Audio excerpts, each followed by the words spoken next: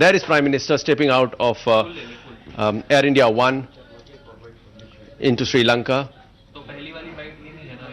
This, of course, Swati, is a symbol that India is with Sri Lanka during difficult times, during good times. Here, a traditional betel leaf is given by those children and a bouquet of flowers to the Prime Minister. That's a Sinhalese way of greeting, a betel leaf. Yes, as I said, the fact that the Prime Minister is there to greet. India has a very close link with Ranil Wickremesinghe, even at a time when he was ousted, when he was in United States and he came out to claim his chair. India supported him wholeheartedly at that point. Prime Minister personally has a good rapport with Mr. Ranil Wickremesinghe. As I said, he'll be meeting both the President later in the day with Maithripala Sirisena and the leader of the opposition, Mahinda Rajapaksa, and R. Sambanthan, the senior Tamil leader.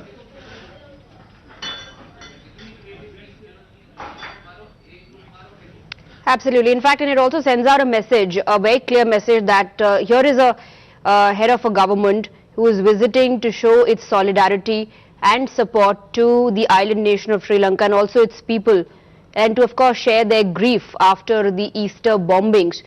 Not just that, it also talks a great deal about the importance that India attaches to its Neighbourhood First policy.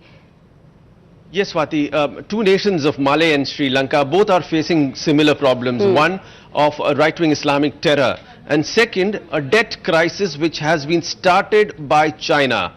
China, in order to counter India, started this very conscious policy of giving huge amounts of money to these two island nations, and with a very short leash. When it comes to paying back, the Chinese are quite stringent at that. So that has been a kind of noose around these two island nations. A debt trap which the Chinese has made them fall into. India finding ways to help these nations, giving them a credit line, long lines of credit to these countries to ensure that they don't fall into the Chinese trap. India did lose some initiative when China got the Hambantota project. That was the biggest project that Chinese ever had. And as Srinjoy was earlier telling us, it was first offered to India, but for whatever reasons, perhaps political uncertainty at that point, the India could not take that.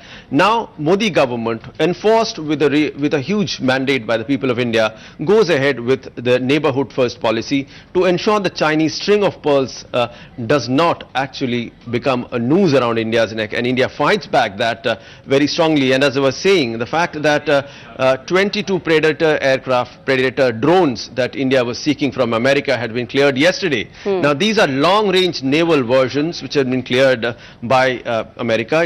India is the first non-NATO state to get these Predator missiles. These will be for reconnaissance, these will be for intelligence gathering, and these even have weapons on them. So it is a huge shot in the arm for the Indian naval forces who will be watching on the seas. These, of course, will be based out of the Eastern Command, either in Visakhapatnam and other places in Calcutta, around West Bengal coast, or along the Andaman and Nicobar islands.